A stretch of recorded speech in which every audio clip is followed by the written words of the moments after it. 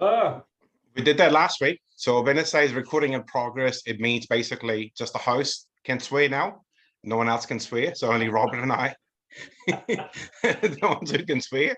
But Anna, thank you so much for Robert to give up his time so early in the morning. Um, Having a coffee. I saw the coffee cup before. I hope it is coffee in there. I know that they do things a bit different in Ireland. But how are you, buddy? good, Ash. Good to see you again. Yeah, man. I think it's our third one you're hosting for us. I think so. Yeah, I Mm. think we've done at least 3 of these. I mean, the Yeah, last 2 years seems a bit of a blur, and feel like a week, but sure. yeah. And it's cool. I mean, in like in so many ways we're progressing, like for myself, went to Teeling obviously in 2018. You guys showed me good time. We had a lot of the single grain, single malt, and then all the stuff has been coming. Then we had the 14-year-old New Zealand Pinot Noir cask, which I really loved and named it as my whiskey of the year.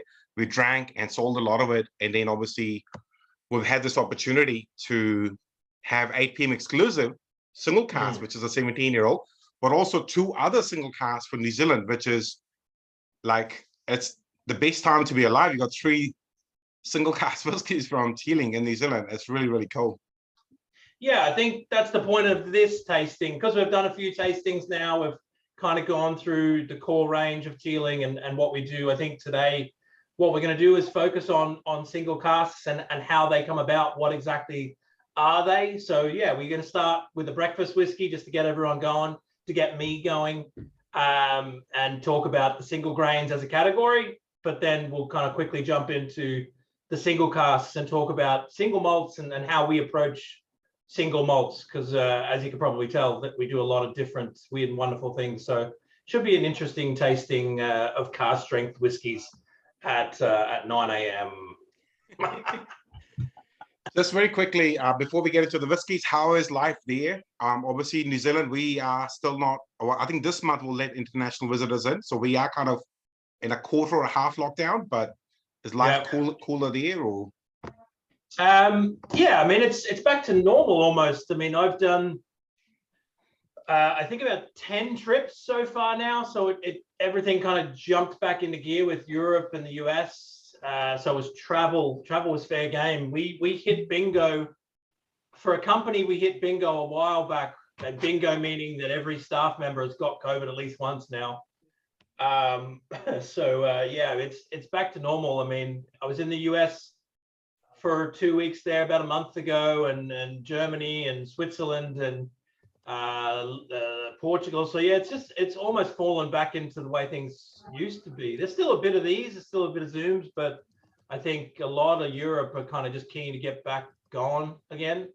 So it's good to see, but it's also weird because we went from like full lockdown, masks and sanitizers, to some countries you go to, they've completely, gotten rid of it. It's just back to normal.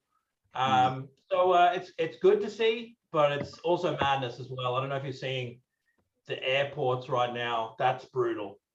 Talking like 60 minutes, 75 minutes to get through security and check in and all that shit. So yeah, I mean, it's good, but there's still a bit of weirdness hanging around. Now, we're a bit jealous of your guys' ability to travel.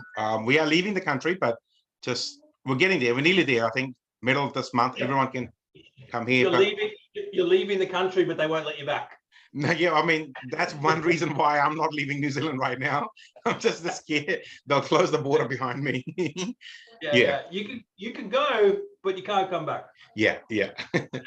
So if you guys haven't, please put the 13-year-old single grain into your glasses, and Robert can talk us through the release. Yeah.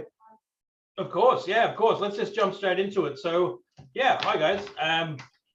So the single grain, I wanted to start with this. So does everyone remember this product here? You've probably seen it in Hancock's. It's our core release of the single grain. So essentially, brilliant whiskey. It won world's best single grain the year we released it in 2013. It's done remarkably well for us as part of our core range for these ones up here. So the small batch, the single pot still, the single malts, even black pits. But this, I like it. I saw someone commented on my my naming of these whiskeys. Definitely breakfast whiskeys. The single grain category has a lot of structural similarity to American whiskey, especially ours being a predominantly corn-based whiskey. But what sets ours apart from American whiskeys or bourbon or other single grains even is that maturation. Obviously, it's made in Ireland, but the maturation. So instead of being in a virgin American oak cask, this was aged in Californian Cabernet Sauvignon cask. So it had that balance of a light, sweet, corn-based distillate, but also balanced by the tannic quality of a New World's red wine. Really interesting and unique. So what we're tasting here is the kind of big brother, the single grain 13-year-olds. And we didn't want to, I guess, venture too far from this. So if you do have both of these, they make a great comparative tasting because the only differences in them is essentially New World versus Old World red wine influence. What I mean by that is this is aged in a New World, or think of a more vibrant, I guess you guys know your wines quite well, but a New World vibrant Cabernet Sauvignon, whereas this one has been finished for 4 years in a French Cabernet Sauvignon. So a lot bolder, a lot more full-bodied, if you want to use those terms, a lot more kind of impact from the tannic kind of quality, the darker, richer, drier, earthier quality of an old world red wine. And it's funny too, because it's 13 years old. So you're talking 7 years in ex-bourbon casks, 4 years in Bordeaux casks. I would suggest that even though the length of time in red wine is shorter than this, that's typically spent about 5 years in red wine to 7 years in red wine, I think the red wine influence of the old world is much more pronounced. So again, feel free to throw any tasty notes or questions into the comment section. We're both Ash and I are keeping an eye on those, but I would suggest it has a lot more tannic influence, earthy kind of qualities, whereas this one tends to be on the sweeter side with kind of minimal tannic influence. So you've got your butterscotch, toffee, caramel, honeycomb, vanilla, certainly, and that will be present in this one. But I think that red wine characteristic balancing it out, much deeper, much more earthy, much drier. It's a great example. So yeah, not stepping too far away from the original and showcasing. That's what we kind of try to do. Obviously we can put a single grain into something weird, wonderful, and unique, but how does it come back, and how does it kind of highlight, what we do as a core release? And I think it's a great way to kind of showcase, the subcategory that is single grain. I say subcategory only because it's fairly underutilized at the moment. You don't see too many Scottish single grains, even though they can make single grain whiskey. They tend to use grain whiskey based on wheat. Ours is corn, but they use wheat, and then that's that component of a blend. Rarely do you see distilleries focusing on grain whiskeys in and of itself. But I think it's a fantastic category, as I said, structurally similar to American whiskeys that does phenomenally well. So I think it's something you'll see a little bit more of, especially from Irish whiskey, where a lot of the Irish distilleries are using corn-based distillate, a little bit more fatty, full-bodied. A perfect example is literally feel this whiskey. Just grab a little bit, rub it between the palm of your fingers or palm of your hands or 2 fingers, and literally feel the viscous quality of a corn-based whiskey that has been non-chill filtered. I think just on the single grain category, Robert, obviously you are in a bigger market there, but with the Scottish, single grain is, again, they don't focus on it. And if you do get one, it'd be just an ex-bourbon, which is not exactly, shaking the world. But you guys using these premium red wine casks for the standard, and now the Bordeaux ones for this, you guys are going out of your way, I guess, to give it that multi-dimension. I've drunk 2 of these now, well, with friends, but it's been fantastic. It's so easy to drink. Yeah, I mean, we do need a little bit, because everyone knows, what single malt is, both peated and unpeated single malt. Everyone understands that. Everyone understands a blend even single pot still, people are kind of coming around to, because Ireland itself is promoting it, and the Board Beer, the export division of the Food and Agriculture Export Department of the Irish government, are promoting single pot still because of its status as the only uniquely Irish style of whiskey. But then that means that single grain is kind of lost in the shuffle a little bit, and I think it's phenomenally well. Like, I think I call it my Boilermaker whiskey as a side to a breakfast whiskey, but a whiskey that goes great side by side with a Pilsner or an IPA or something like a lager. I think a fantastic drop. And yeah, like I said, breakfast whiskey, you know, it's a great way to start the day, and that's why we kind of started with this one today. Great to see the single grain too, you know, getting out there and seeing a little bit more representation in that category outside of obviously this you know, well-known whiskey. There's a question from Rob. What is the percentage of the grains in this one? Is it the same as the core range? Approximately 96% corn. Yeah, so basically think of it as the same distillate. Think of it as basically the same mash bill. 95% corn, 5% malted barley. That 5% is not an exact science. You know, we're not weighing it out and measuring it. We just leave around 5% malted barley in the mash bill just to help kickstart fermentation. Because if you use 100% corn, clean corn with no residue, you need an artificial enzyme to kickstart the fermentation process. Otherwise, the yeast will never begin to convert the sugar into alcohol. So you can use artificial enzymes, but we choose not to. So we use natural enzymes from malt. So that 5% doesn't really contribute to flavor. It is more contributing to the kickstart and the enzymatic process of the conversion of alcohols. So yeah, think of it as predominantly corn-based from a flavor perspective. Yeah, you're talking high corn distillate here. Very high corn distillate. The ABV in this one, 50% ABV as well. I should mention that. A little bit higher. Most of the whiskeys we're trying today, you know, on that high 50s. Feel free to add a drop of water or two. I think water on this particular one, you tend to nullify the wine influence a little bit, and a little bit more of that sweetness. It's a very soft whiskey to begin with, very delicate whiskey to begin with. I think adding water will certainly kind of make that a little thin.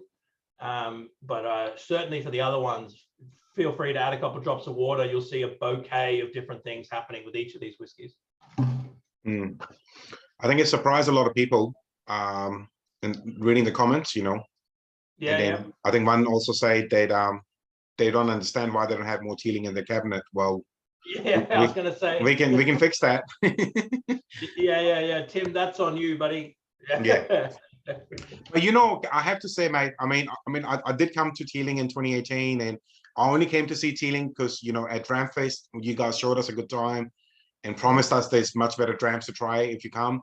And but directly before that, even as a retailer, there was nothing cool happening with Irish whiskies.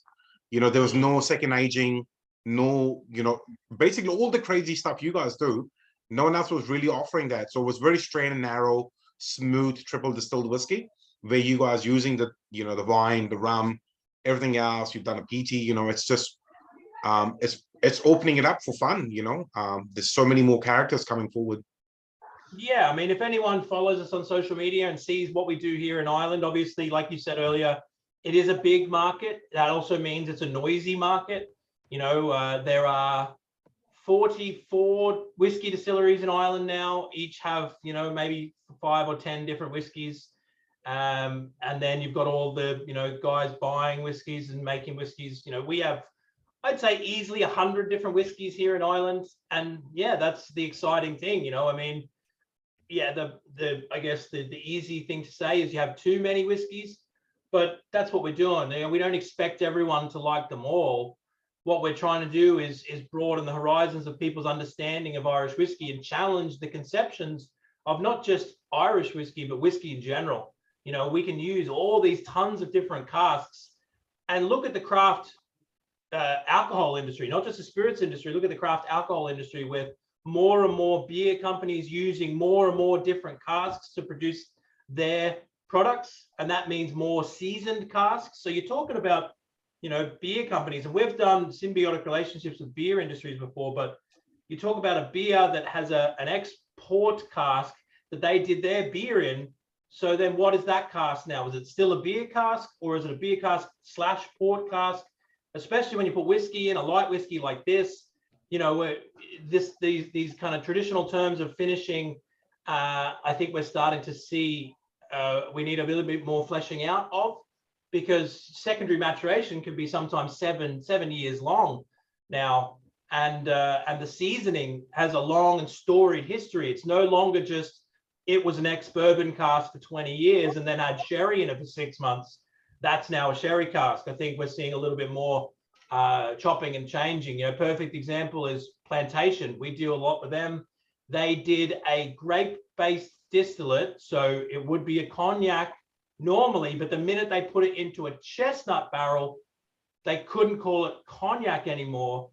But then that barrel is now a grape-based distillate infused cognac cask, chestnut cask, that we can use in the maturation of Teeling whiskey.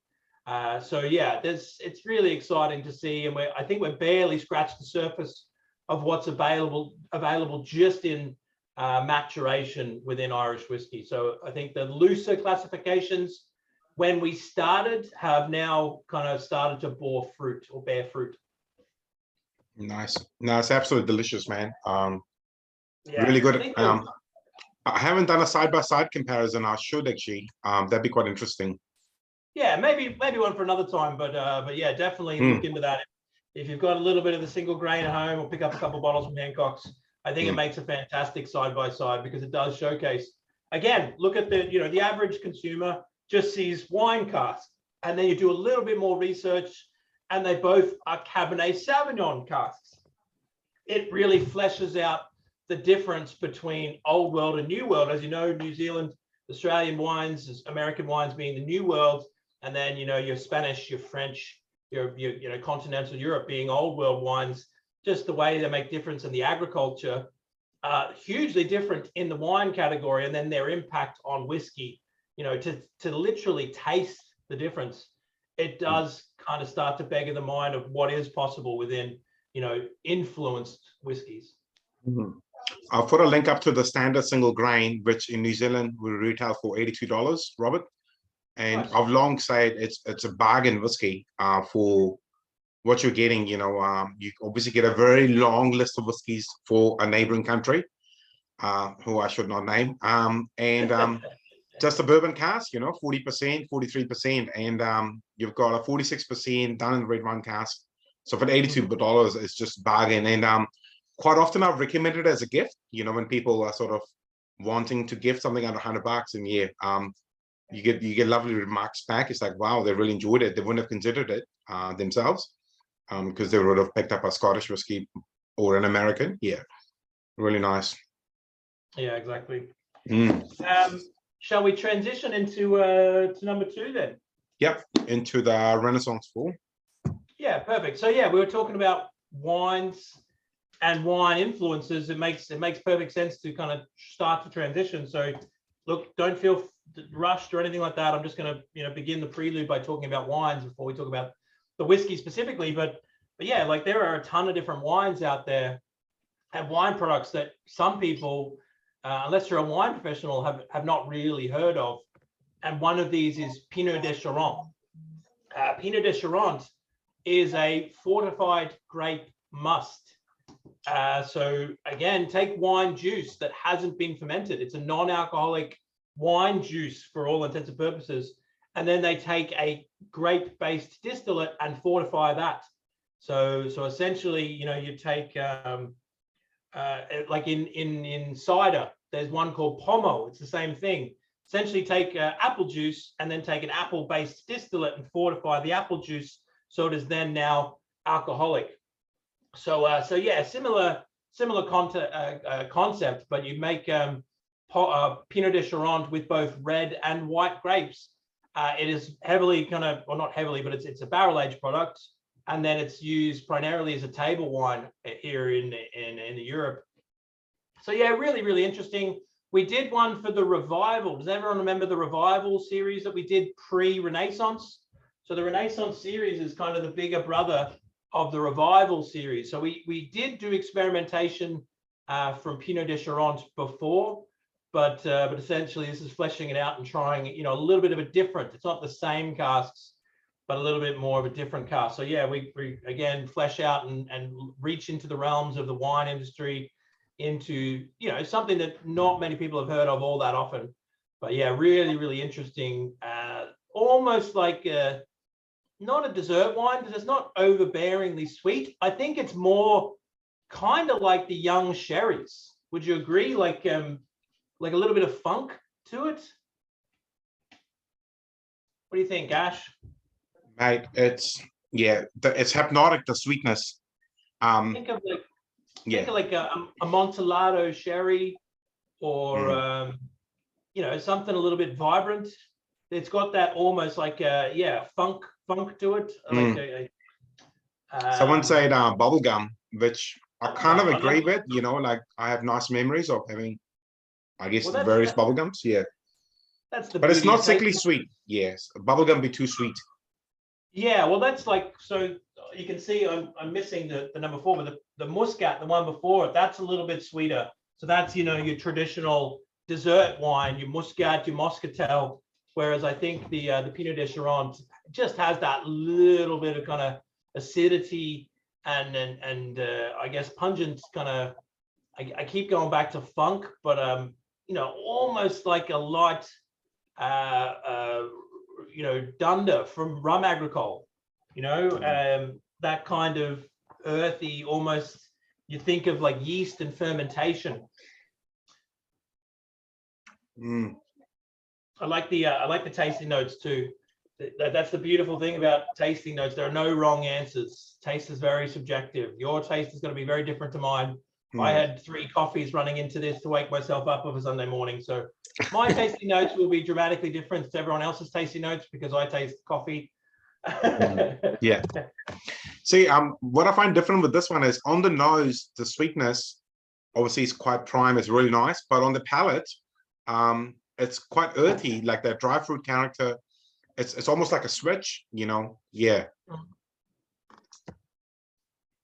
Yeah, like it is really interesting. And then, like, again, so it's an 18-year-old single malt that's been finished in these casks for roughly about 18 months. So yeah, you're still getting a lot of that kind of quality of a good single malt. So obviously 100% malted barley. It's distilled and then aged in ex-bourbon casks for quite some time. So you do have that malty kind of characteristic of an Irish single malt. So your flavors, think of Scotch brands like Craigellachie, Glenmorangie, Aberlour, Auchentoshan, you know, your Speyside and Lowland single malt scotches. So you're getting that kind of quality of orchard fruits, your apples, peaches, pears, things like that. And then this wine influence really kind of adds to that and elaborates a little bit. So you're a little bit of kind of, I guess, stone fruits. But yeah, like you said, that kind of earthy kind of funk to it, almost like passion fruit, maybe. No, very nice. I don't think it's as sharp as passion fruit. It lingers for a long time. Yeah, I mean, the Renaissance series has done remarkably well for us because, you know, it does showcase age statement single malts, each influenced by something just a little bit left of center. Obviously, you've got, you know, your ex-bourbon, American oak, virgin American oak, sherry and port single malts, but with the Renaissance series, we have Madeira, Australian Shiraz, Muscat, Pinot de Charente, and then the number 5, which hopefully you guys will get soon, is Calvados, and the finish on that is close to 6-7 years. So the Calvados impact is hugely pronounced. But I think the series as itself, you know, the closed series of 5 whiskeys, a great example of 18-year-old single malts, each influenced by weird and wonderful kind of wine or wine adjacent products.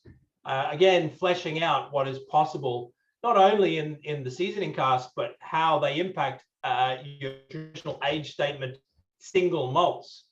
So I think, again, you know, we are doing a lot of experimentation on all aspects, you know, at our entry level products as well as, you know, your high end and premium high end. Like we released a 32-year-old whiskey this year. It was 30 years in rum. Then we took it out of rum and we put it into PX casks. So again, you know, not a cheap drop to buy. I think it was like $5,000 a bottle, but it does showcase, you know, we'll talk about it when we talk about the rum, you know, the flavors that you get from the rum, and then highlighting that with PX sherry. Oh man, absolutely breathtaking. In terms of presentation, I've over the years killed a few of the Renaissance, and I haven't thrown any of them away. It's a beautiful decanter. It's just, it puts you in a good mood. The box as well. Yeah, that's obviously so. I mean, it's just a fantastic. I got the amount of these I've given for Father's Day and birthdays and such. You know, obviously, it just feels quality. And then when you open it, it tastes like, you know, liquid gold. It's not a whiskey just to sit on the shelf and gather dust. Yeah. The whiskeys were made to be drunk, but obviously the packaging help I guess convey that sense of occasion and the effort that goes into making these whiskeys as well.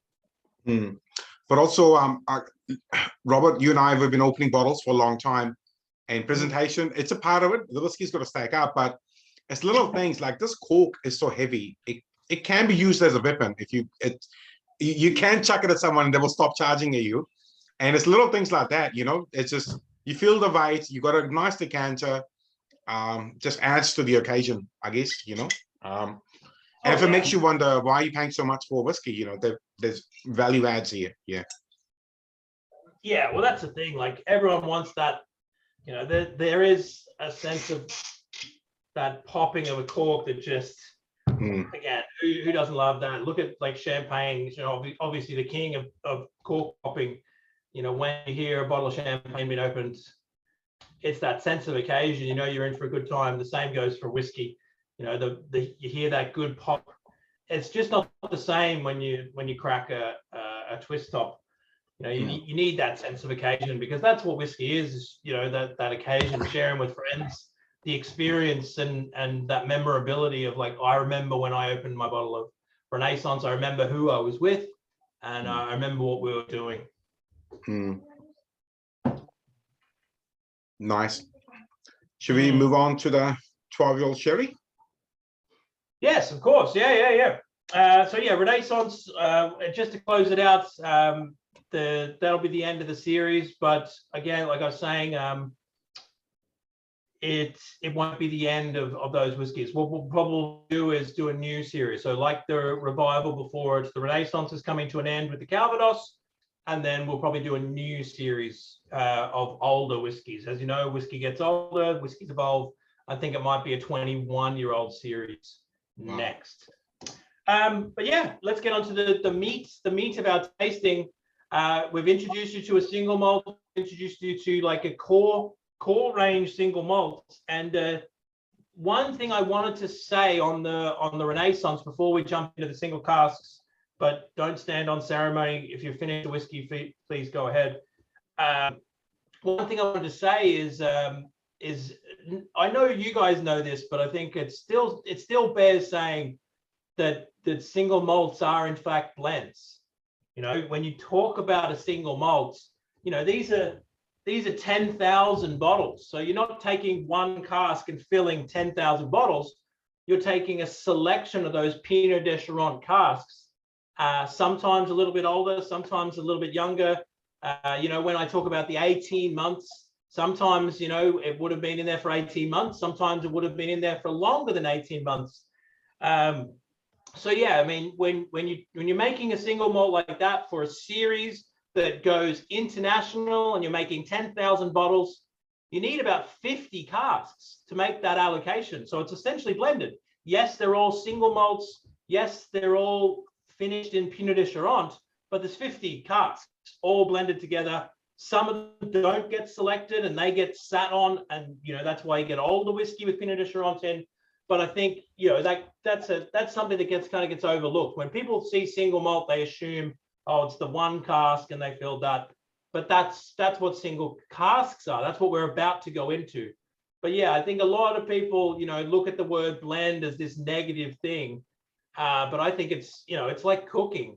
You take quality ingredients and put them together, it can make a fantastic product. And we're starting to see that in the blends of a lot of international whiskeys, Japanese whiskeys, Canadian whiskeys, Irish whiskeys, Australian whiskeys, things like this. We're starting to see a little bit of a exploration around blends. And yeah, I think, that negative connotation needs to kind of be stripped away, because if you look at largely produced single malts, look at the big brands out there owned by Diageo, they're not talking tens of thousands, they're talking 100,000s of bottles. So think about how many casks go into making those series of whiskeys.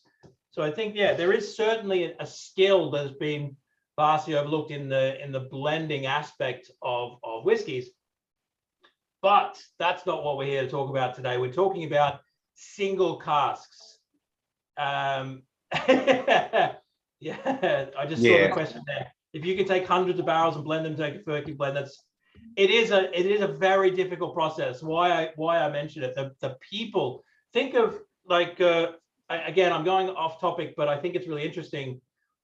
Think of whiskey. Like, no one's ever saying 18-year-old is the perfect age, or 12. All these made up numbers that mean nothing. They're just nice marketing jargon.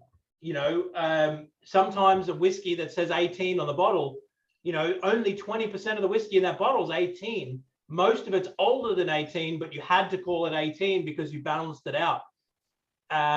Yeah, no one ever waits. No distiller ever makes a whiskey, puts it into a barrel, and then says, I can't wait to profit from this in 12 or 18 years.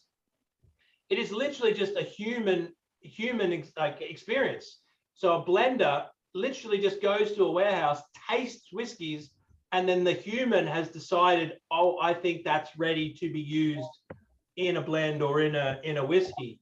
And then that'll obviously make sense when we talk about the single cask, because again, it's a little bit more kind of human led. But yeah, it's that human experience of some person, yeah, albeit a blender that's quite skilled at what they do, but it's a person that's deciding that is ready to be drunk. I liken a lot to chefs, especially with Teeling. We have so many different flavors. We've used up to 150 different casks, and even the subcategories. The wines. Think of the Bordeaux specifically. Each one of those Bordeaux casks is going to be different. Multiply that out by how many Bordeaux casks, then multiply that again by 150. We have a lot of different ingredients to use, but. So yeah, I mean, that is a brilliant point, and it is sorcery, because again, there's so much potential to screw up. As we all know, we've all cooked a dish. There is professional chefs, and then there's me at home trying to make a lasagna that sucks. It's a skill and an art form, and I think we're starting to see a little bit more of a focus on blenders as opposed to just arbitrary ages on the side of a bottle. But yeah, single casks. What are single casks? Single casks are that ingredient. Single casks are that ingredient. You go to the warehouse and you taste you taste a cask. So you drill into the cask, you get a glass, you fill it up, and you come across something like a 1 in 1,000, 1 in 10,000, 1 in 100,000 that is just fantastic. So these happen. So every single cask is going to be different. For this one, this is the 12-year-old sherry. So if you think about it, there's a row of sherry casks. There's probably about 150 sherry casks. Each have whiskey from the same distillate. You drill into a couple. One of them's grand. You're like, oh yeah, that's nice. Do I think it's ready? Nah, maybe not. You drill into another one. Oh yeah, that could be good in a blend. Maybe part of the Brabazon series. Cool, put that aside. We'll dump it in with another 50 casks. But then 1 in 1,000, 1 in 10,000, you drill into it, and it's just freaking phenomenal. That is a single cask. So essentially what we do is we put that aside, and we have, a few, maybe, and we'll talk about this, Ash, specifically, I think, when we talk to the third one of these single casks. But you tend to put them aside because they are just really phenomenal. Like no blending has gone into it. It's just literally the whiskey inside that one barrel out of all of its thousands of brothers is just remarkably well aged. It's something has, you know, and there's no, it's not a special cask. It's not a more expensive cask. It wasn't treated any differently from its brethren. It just something happened. The perfect scenario happened that led to a fantastically tasty whiskey. So what happens is we put that aside and it's selected as a single cask. But it's not just selected from our side. What we normally do is take samples from these and we send them to our partners like Hancock's in New Zealand, like Ash specifically, big fan of ours down there. And they get to choose which one works for them in their market, because, you know, each country, you know, leans towards different flavors of the whiskey. So this sherry cask, you know, really, really fantastic. Obviously, a lovely 12-year-old single malt that has that's been finished in this PX cask. But let's dive into a sherry finish here. Does everyone like PX casks? Yeah. Obviously, these are just my thoughts, Robert, and correct me if I'm wrong. But in past, when I've tried whiskeys, they are peated. I prefer them with Oloroso. The peat and the dirty sherry works together, but the sweeter Irish spirit. Yeah, I don't know what it is. Like, I like the Lefroy PX cask, but I mean, that's I guess they know what they're doing to obviously an nth degree. But yeah, it is a difficult one, blending, you know, the sweet and savory of peat versus PX, which is sweet. You know, a lot of residual sugars in Pedro Jimenez grapes and sherry. The way that it's made, it's obviously the sweetest type of sherry there is. A lot less nuttiness of Oloroso, a lot less kind of funkiness of Oloroso. It's a very sweet style of sherry, and yeah, it's not an easy thing to do, to balance that smoke and sweet. You know, for example, our black pits, we did try PX casks, but it is just that little bit too sweet. You know, you think of it like you know, barbecuing fruits on a grill. Sometimes it just doesn't work. You've got that charcoal and that iodine and medicinal quality with the kind of, you know, sweet sugars. It's a tough ask. So we used Sauterne in our peated whiskey, a little bit softer, a little bit more apricot and peach, as opposed to kind of the sultanas and figs and things of PX. So yeah, this is an unpeated single malt. So I think unpeated single malt's a little bit easier, because you're talking, you know, those apples and peaches and pears of an Irish single malt, and then you're adding kind of similar stone fruits around that. So you've got a lovely kind of nose, like you know, rum raisin nose, almost like with red fruits. Here, let me pull up the. Oh, you put it in the taste. I'll put it in the chat. Right? Yeah. Yeah. So you've got your apples there, as I said, roasted nuts. Oh, I don't have this one. Yeah, roasted nuts, and then the red fruits and rum raisin, like I said.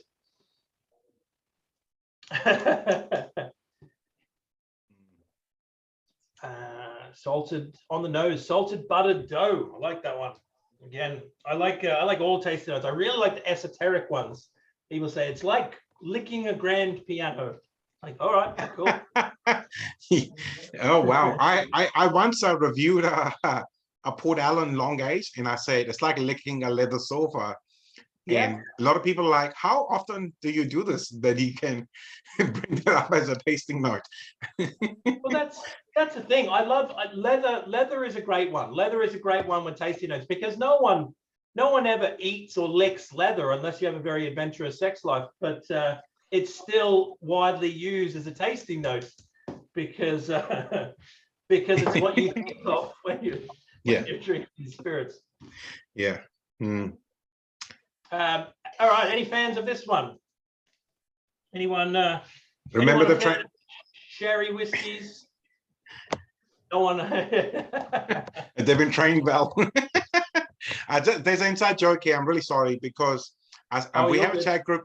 Yeah, I said to some of the people, we don't like sherry, we don't like port, we like rum, because obviously, you know, that's the one I picked. But this is still fantastic. And honestly, I said to Sam, who's on here, he's our contact at Hancock. It's like, if money was no issue, I would have bottled all 4 and just keep them because they are so good, especially for the money you're paying for them versus a Scottish and American whiskey. You're getting a single cask experience at cask strength, small release.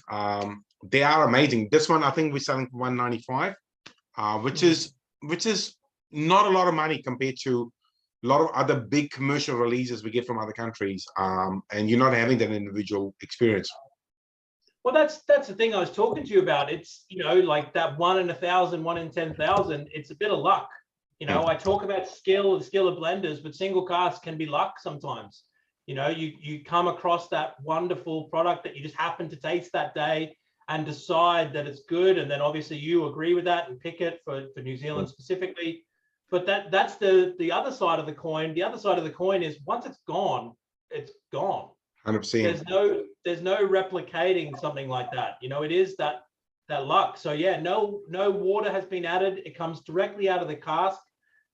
Once you empty that cask, it goes into however many bottles you can fill, and then that's it. It goes to New Zealand, and then New Zealand are the only one that can purchase it. And then once it's drunk, you can get something similar, but you'll never get that same whiskey again. So I think they're the beauty of single casks, is it is a showcase into what's happening within whiskey, but also, how whiskey's evolving. I think, and again, I'm going on a tangent here, but, when you talk about, I guess, some of the innovations that are happening in whiskey, like rapid aging, Ash, there's some distilleries that can fast forward a whiskey to 30 years old. Yeah. So yeah, so there is a scientific kind of I guess theory that you can fast forward to a 30-year-old whiskey in a day. So you can have a non-age statement whiskey one day and a 30-year-old whiskey the next. My question is, what if that whiskey was perfection at 28 years and 2 months? You'll never know. Yeah. You'll never know because you fast forwarded straight past it to 30. Why did you choose 30? Because it's a round number. But you'll never know, and it's literally the human element of it, of tasting whiskeys every week and deciding, oh wow, that's fantastic. And that's why I love single casks, because again, it's not about the age. Obviously the age is on there, it helps sell because we've been told age is somehow an indicator of quality, but I mean, older whiskey is just rarer, it's not better. But yeah, it's coming across that diamond in the rough, and literally that single casks are kind of made to be drunk, because again, it's an indication of an element of say the Brabazons, perfect example. I think they're a blend of these different diamonds in the rough. There's a bit of interest in that medal. What's that medal, Robert? What's that? There's an interest in a medal hanging on your shelf with the orange ribbon. Oh, that's one of those marathon ones. Yeah, the orange. We did 100 miles in February. So as a company, we donated to charity. Yeah, I don't know. Not many people know that about Teeling, but the lads are quite charitable with local Dublin charities. So yeah, we did one in February. We ran 100 miles. I don't know how I did it, but it was a rough month. Yeah. I don't think I was drinking, but yeah, that's what that one is. There's also this one as well. That was the first one we did. It was just a fun run. That was a 10K we did as a company, but the 100 miles one, that was brutal. Yeah. Just you said that about the Renaissance before. As a company, we're trying to push more single cask and small batch whiskies as much as we can, and I guess it helps 8 p.m. stand out a bit. But also, you said before, you remember who you opened it with. One day that bottle will be gone, but the memory in the back of your head will be there forever, and that money can't buy that. Yeah, you shared a moment with your father or friends or your cousins or whatever it was, or an ex-girlfriend who you want to remember secretly. Yeah, I can't say I agree with you on that one. But yeah, no, it's really good. And the sherry, when I got the samples, which I'll show a bit later, I've still got sample bottles. I'm gonna show it when we do the rum. I found this one, I couldn't drink it neat Whereas I drink all my whiskeys neat predominantly. I needed Yeah. just a couple of drops of water just to calm it down. And then the sweetness was sublime. Really, really good. And yeah. I think that's a great point. That is a brilliant point. This one is going to be the highest. You know, you're talking 58.6 for this one. You know, we cask our whiskeys at 66. So 66% pure alcohol. Very, very strong. This hasn't dropped that much. This has dropped to 58. So yeah, this one obviously the strongest of the tasting today, and most certainly could hold up to a couple of drops of water. That alcohol is the biggest carrier of flavor, but there's 3,000 flavor components in whiskey. Some of those flavors will be nullified by water, but then there are hidden flavors as well that will only be accessible to the human palate when you add water. You know, think of when it rains. You know, when it rains and you can smell freshly cut grass. So that aroma or that taste is only perceptible to the human palate when you add water molecules in the air. So the same goes for whiskey. And if you don't believe me that aroma is taste, eat Skittles with your nose pinched shut. There's no flavor in Skittles. There's only aroma. Nice. So yeah, aroma of whiskey is hugely important. That's why we break tasting notes down into 3 components. The nose, you know, what we're greeted with when we bring the glass to our mouth. The taste, obviously the experience, it's what's happening inside your mouth. And then the finish, how long those flavors hang around after you've tasted the whiskey, after you've swallowed. How long the echoes, you know, leaving a room, how long can you taste the tasting notes after they've gone? So Ash should have sent 2 samples, one eat and one for water. Yeah, I agree. A tiny pigeon is flying through the night, bringing you more samples. It's just taken off. Yeah. Well, in a tasting like this, obviously in a tasting like this, you want to taste it neat and you want to taste it with a couple of drops of water. But I think it goes without saying that if you're drinking, you know, with mates or whatever, drink it however you want to drink it. Drink it. You know, I think I always kind of tell this story for me personally. One of the most influential bars I ever worked in was a whiskey bar in Canada. I got to try a whiskey every night of the week. The owner wanted me to try a different whiskey every night and start a tasting journal. It's how I developed a passion for whiskey. And I only got that job because in the interview, he asked me, what would you do if someone ordered a 40-year-old single malt and Fanta orange? And I said, I don't know, make it. And he was like, you would be surprised how many people went to great lengths to discuss how they would talk the customer out of making that drink.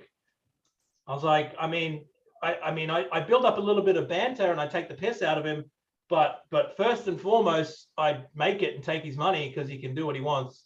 And yeah, that led me to, I guess, one of the biggest impacts on my career and that bar. Rule number 1, the best whiskey is the whiskey you like and the way you want to drink it. Yeah, that's a good rule. Good words, yeah. Yeah. Right, should we jump on to number 2? Yep, 18-year-old. Number 2 of the single casks, anyway. But I have to keep pinching myself, mate. What a time to be alive in New Zealand. We got three single cask whiskies to try, like, to buy, to drink, do whatever you want. You know, it's just, what a time to be alive. You know, it's so good. Oh. All right, so this one. So again, like I kind of preface the concept of a single cask. This one, no different, except that instead of the line of sherry casks, we've gone to the line of port casks, so Portuguese fortified wine. This is ruby port, so a little bit lighter in style from Portugal.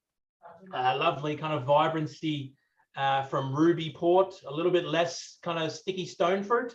So this one should be much less sweeter than the last. So if you found the last a little bit too on the sweet side, this should be up your alley. You know, you're talking maybe some raisins and sultanas of the last one. This one's going to be a little bit more maybe raspberries, almost toffee, toasted oak.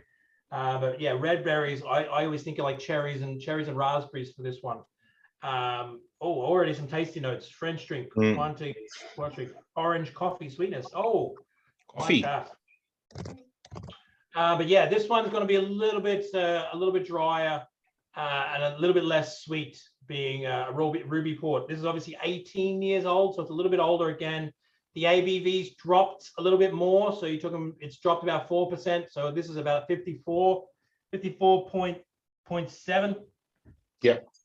So yeah, again, taste it a couple times neat, and then feel free to add 1 or 2 drops of water just to bring it down. But yeah, there's a nuttiness on the nose for sure. Walnut, grandfather clock in an old person's home. Nice. I like that. I just want to add some perspective to that, Robert. I don't know if you remember Karen Bevan from last 2 tastings, but we miss Bevan sometimes when he doesn't speak up, because he will drink a whiskey and he go, it smells like that shop I went to in 1978. It had rained, the diesel had leaked from the tractor, and then the straw fell into the diesel, and it smells like that. He always has this amazing memory of something. Yeah. I love those. I love those taste notes. For one, no one can ever tell you you're wrong. You're 100% right. Yeah. And I mean, that's what a tasting note is. All it is what comes to your mind when you taste that. And if you've tasted a lot of whiskeys, your palate, your verbiage, I guess, it starts to evolve. You know, we still do it here in the distillery. Obviously, look at the tasting notes you've written down, Ash. They're the official ones. That comes from the team. And obviously, we taste a lot of whiskeys, and we sit around and we taste them. But you need to taste a lot of whiskeys, because again, if you're just starting, you know, all the tasting notes would be the same. Oh, it smells like whiskey, it tastes like whiskey, and the finish is whiskey and burning. But it comes through practice, and it comes through tasting. So yeah, the more whiskey you taste, the more, you know, those quantifiers link with the memory and the taste in your brain.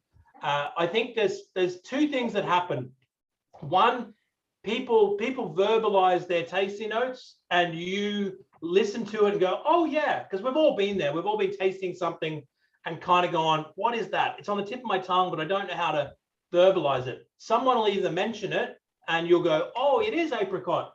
And then that taste and that memory will link, and your brain will just keep it there forever. Or the second thing will happen, and your brain will work on autopilot. And I've had this happen to me a lot, where someone says apricot, and my brain, without thinking, will just go, no, it's not apricot, it's peach. You know, without thinking about, you know, putting it into words or worrying what people are going to agree with me or not, or anything like that. It's just, you know, on autopilot. So again, it comes with tasting notes, and I personally love the real esoteric ones, the very specific ones, because that's specific to one person. And yeah, I like those. It's triggered a memory, which is awesome. Exactly. Like you said earlier, the experience, you know, you taste the whiskey and it brings you back to what you were doing at that time. You know, I have a great one. You know, we all play on our phones now, and I'm playing solitaire on my phone, and I picked it up the other day to play solitaire, and my brain took me back to the show I was watching the last time I played it. And I was like, oh, that's really interesting. And I think a lot of that happens with whiskey as well, and taste. You know, you taste something and it transports you back to when you're a kid, or obviously not with whiskey, I should say.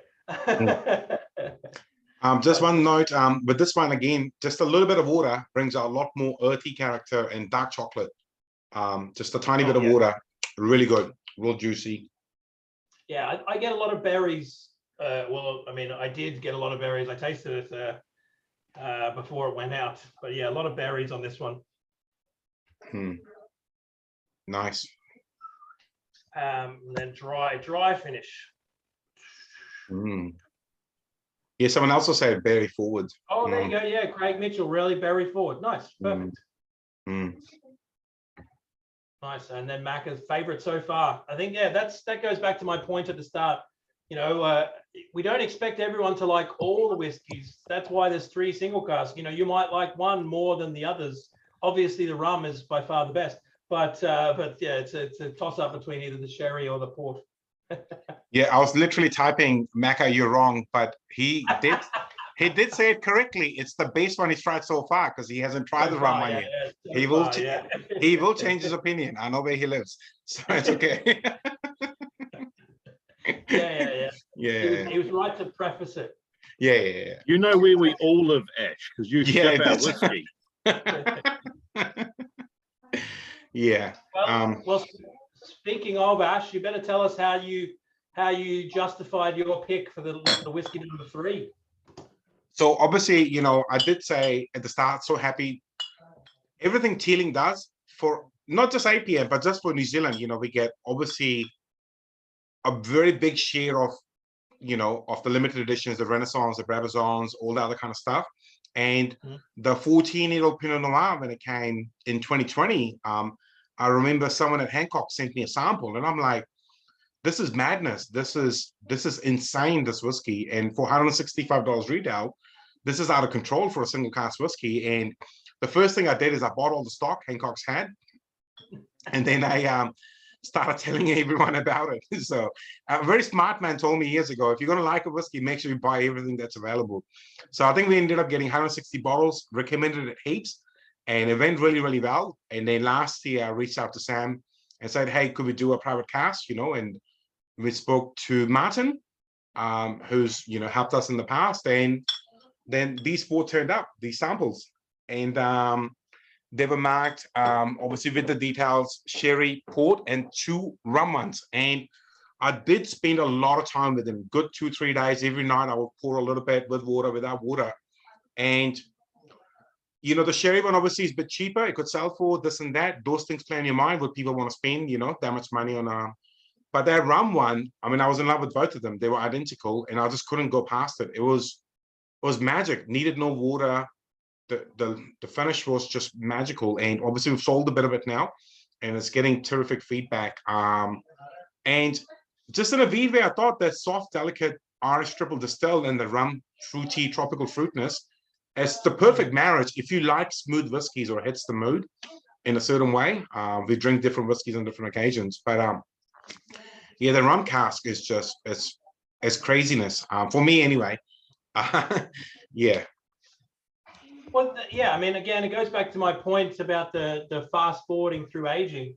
So a little bit of history on Teeling. So if you know, like Teeling was established in 2012, but what happened was in 2011, the Teeling family sold their previous distilleries to Beam Suntory.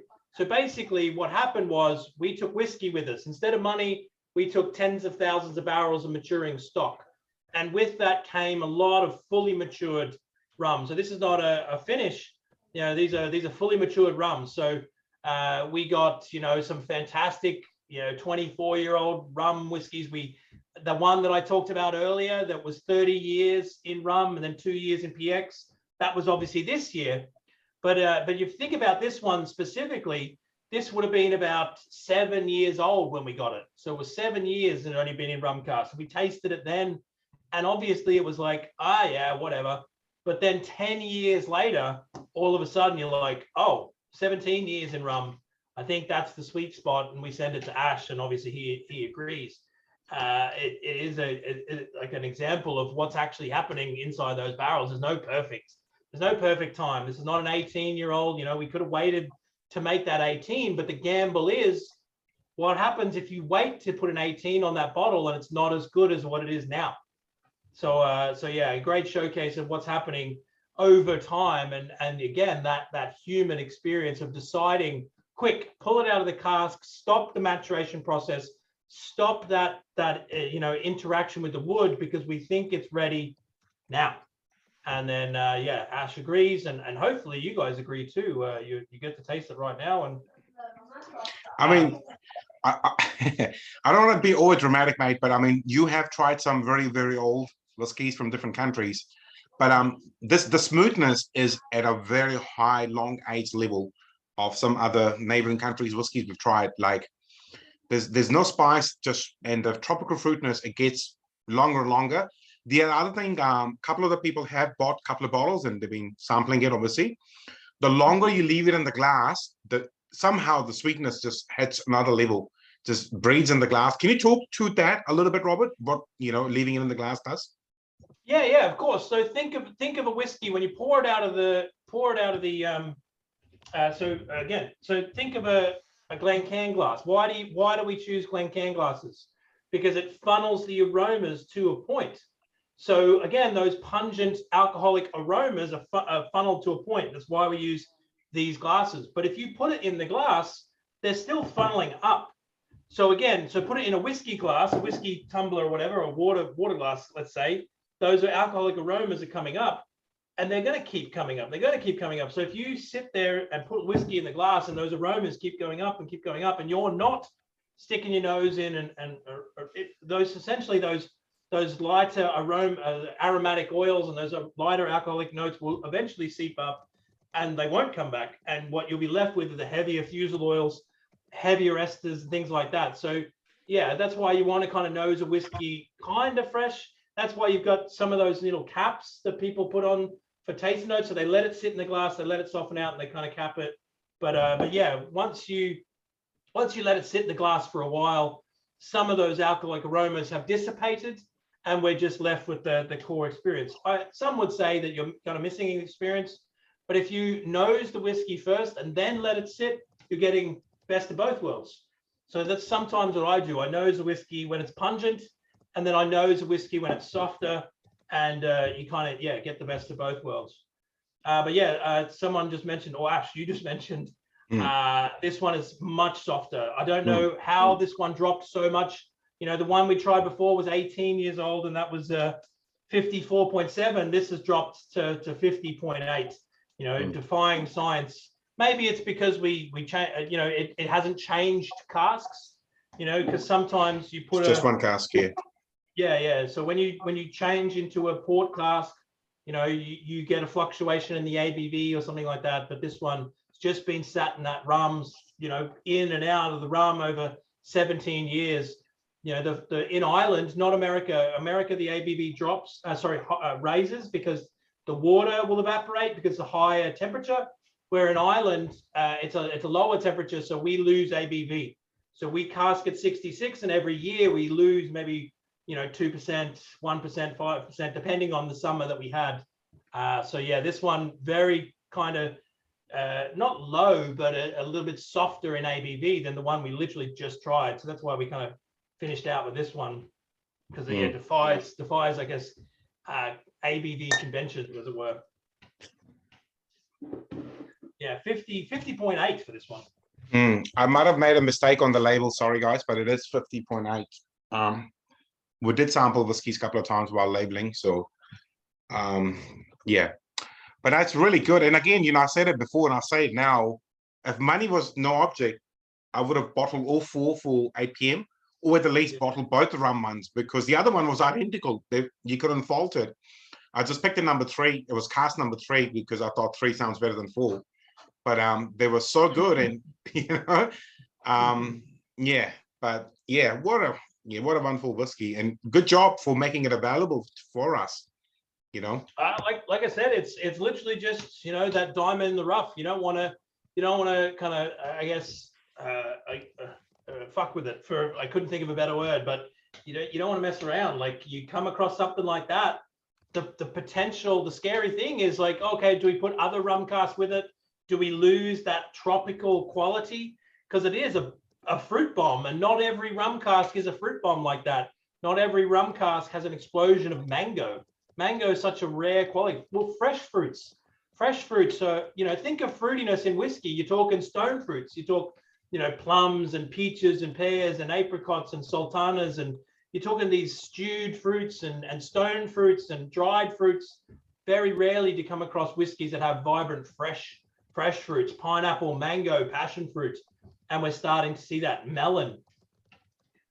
So yeah, we're starting to see that in some of these kind of vibrant, unpeated single malts that have been in rum and wine products. So yeah, really, really interesting.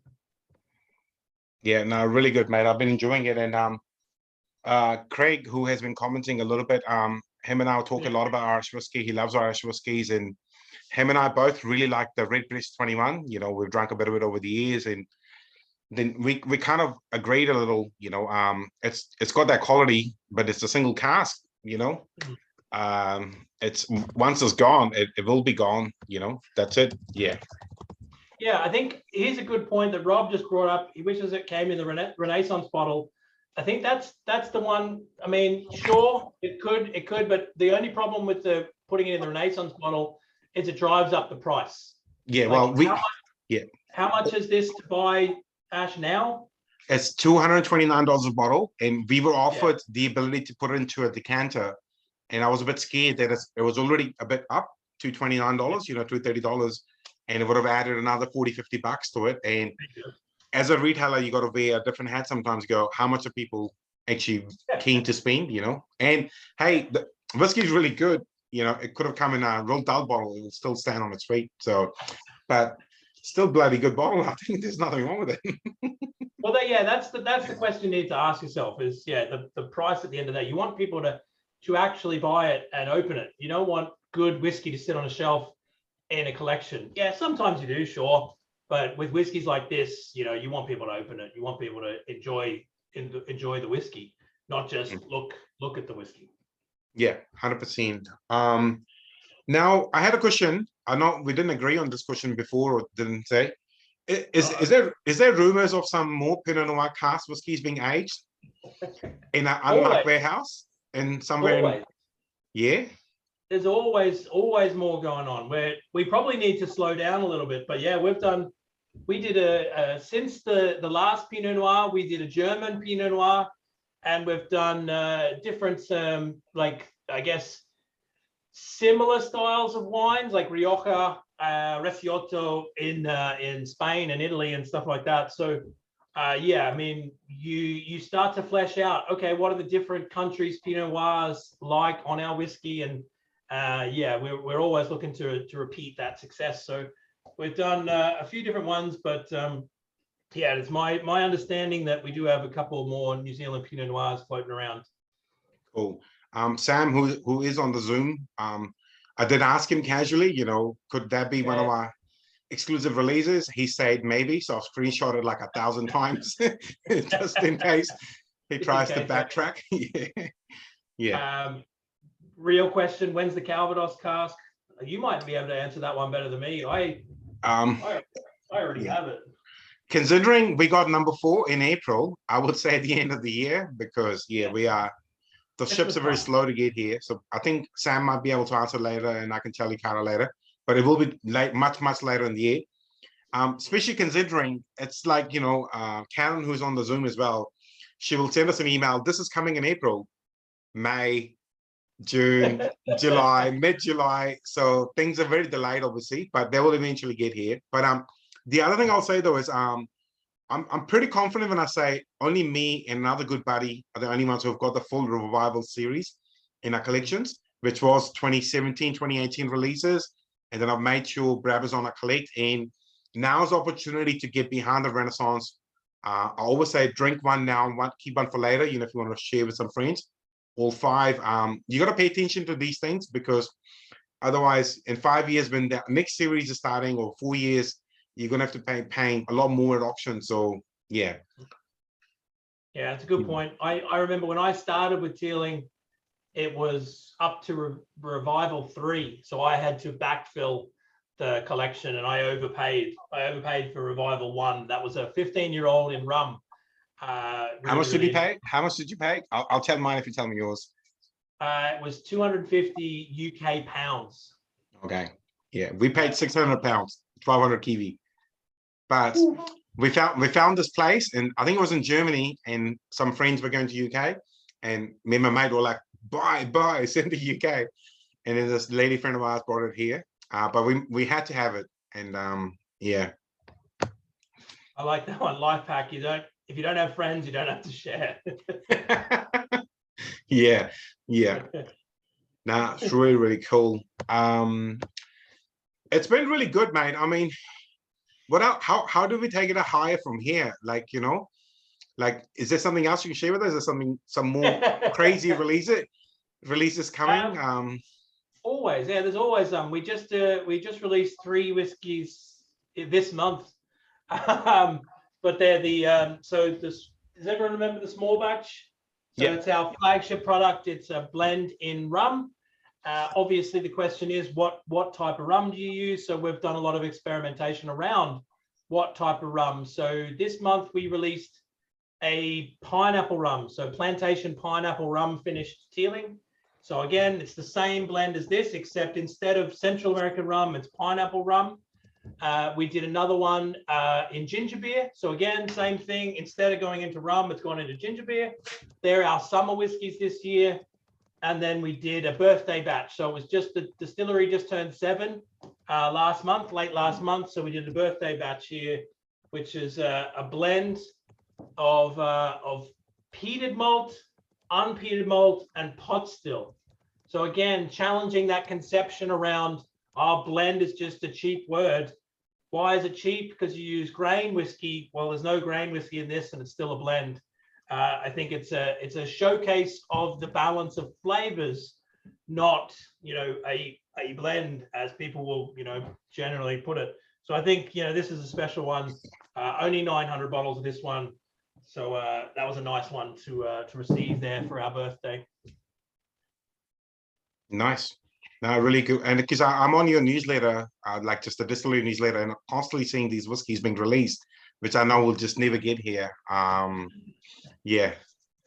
Well, if we start to see Teeling doing real well in New Zealand, yeah, again, you just got 3 single casks that are only available in New Zealand. So that's definitely a step in the right direction to seeing Teeling grow to a level where it makes sense to ship, a lot more down your way. Yeah. But also, I'm happy to just go on the record, and I've said this countless times. If you want to see more cool stuff, you got to support the core range. It's that pyramid. The cool stuff's at the top. You've got the core range and some other releases, special releases. Just got to drink. So it's the single malt, the single grain, the small batch, all fantastic, amazing price. Nothing over 80, 85 Kiwi dollars. And so you just got to put them in your rotation. And then just allows us more allocations, basically. Just it's a self-serving, yeah. I like the comment there. I had low expectations for the first 2, but they were both bloody good. I like that because again, it speaks to the skill of our blending team and Alex Chasko, our master distiller. That we've won 350 awards for our whiskeys now, and none of those are single casks. They're usually ones that our team has gone to effort to blend together. So yeah, we're lucky. I'm lucky that we do have a very, very skilled blending team. And again, like that's how Teeling competes with the likes of Jameson and these other bigger brands. We're never gonna outspend them to get in your face with a marketing ad or a TV show or a billboard or anything like that. We spend it on developing flavor. It makes my job easy because I just get to taste the whiskeys. I'm not selling you on a story that was written by some wordsmith in the marketing department. I just get you to taste the whiskeys and you judge for yourself. And luckily, I think our whiskeys speak for themselves. Just one last little thing before I stop recording. The Teeling, the 8 p.m. one is the only one that comes with a green Glencairn glass, which I'm very thankful for Robert for sending them down. Thank you. They are very rare, so it is available, and it's available for the releases as well. And just to clarify, the 12-year-old and 18-year-old, they have been released as New Zealand exclusive, so you'll see them with other retailers as well. We have them as well. The 17-year-old is 8 p.m. only, and the connoisseur in May, man, to see the 8 p.m. logo on the Teeling bottle, it's just like, oh God, it was only 4 years ago I met these guys, and really, really appreciate what you guys are sending for us for 8 p.m. or for New Zealand. So cool. And you say the spot on, mate. You guys are winning hearts by giving good liquid, and that does go a long way. You can do the billboards or put the bottle in the TV show or the movie and all that. We know who does that. We sold a lot of the whiskey last week, but yeah, it's the juice, like the single grain. I keep saying it to people, and the small batch for $65 to $85. You can't go wrong. Don't worry about the age statement. Look at the ABV, 46% non-chill filtered. Outstanding whiskeys for the money, and they're making it available all the time. It's not a one-off release. Yeah. Yeah, no, you're dead right. And again, when it comes back to that sense of occasion, you want it to be a memorable thing. Although I mean, I definitely remember opening terrible bottle whiskeys with mates, and that's still quite memorable too. For different reasons. Yeah, yeah, Yeah, yeah. for very different different reasons. reasons. For very different reasons. Cool as.